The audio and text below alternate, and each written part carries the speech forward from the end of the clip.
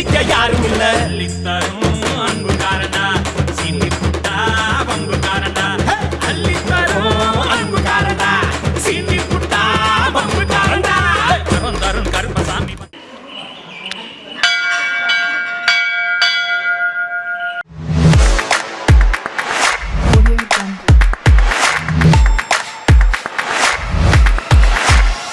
கருப்பசாமி துணை.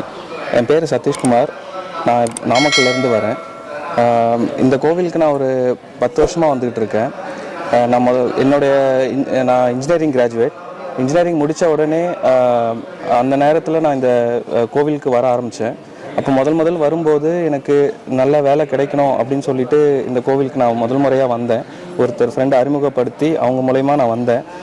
அதுக்கப்புறம் வந்ததுக்கப்புறம் எனக்கு சாமி அருள்வாக்கு சொன்னார். எனக்கு நல்ல வேலை கிடைக்கும், நீ போ, நான் உனக்கு நல்ல வேலை தரேன் அப்படின்னு சொன்னார். நாங்கள் முடித்த அடுத்த 3 மாதத்துலேயே எனக்கு வந்து நல்ல வேலை சொன்னபடியே அந்த சொன்ன தேதிக்குள்ளே எனக்கு நல்ல வேலை கிடச்சிது. சென்னையில் வேலை கிடச்சிது. அதுக்கப்புறம் தொடர்ந்து வர ஆரம்பித்தேன். அப்போ வந்து நான் வந்து எனக்கு சம்பள உயர்வுக்காக மறுபடியும் நான் குறி கேட்டேன்.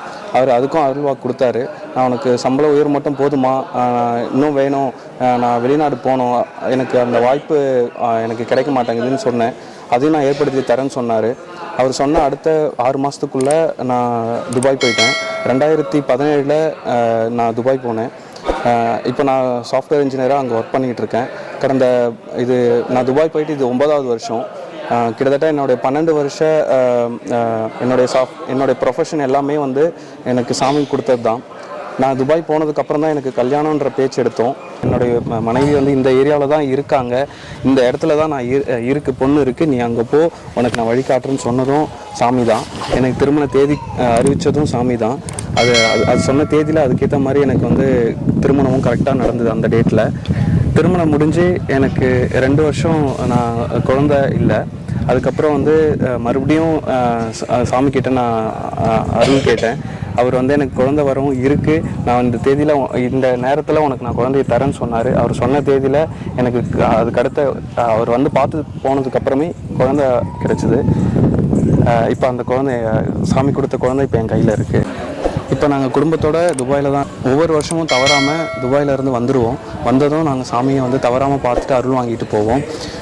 இந்த முறை இப்போ இங்கே வந்திருக்கோம். 18ஆம் படி கருப்பசாமிக்கு நன்றி.